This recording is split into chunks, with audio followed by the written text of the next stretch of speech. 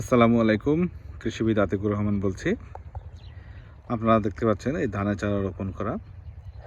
এই ধানের চারা রোপণ করার আগে কিছু প্রস্তুতিমূলক কাজ রয়েছে।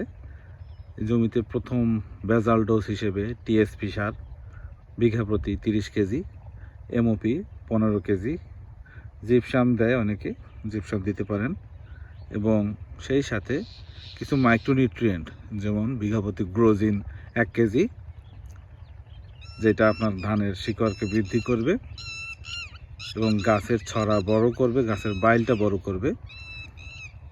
গাছকে প্রতিকূল আবহাওয়া থেকে রক্ষা করতে ম্যাগমা 2 কেজি, এবং ধানকে চিটামুক্ত করতে এবং ধানের শীর্ষে দানার সংখ্যা বাড়াতে আপনি বিঙ্গো দিবেন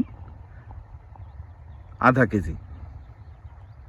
এটা দেওয়ার পরে মই দিয়ে জমিটায় ধান রোপণ করতে হবে এবং পরবর্তী 3 থেকে 7 দিনের ভিতরে আগাছানাশক স্প্রে করতে হবে অথবা সারের সাথে মেখে ছিটিয়ে দিতে হবে। ধন্যবাদ, আবার কথা হবে। আসসালামু আলাইকুম।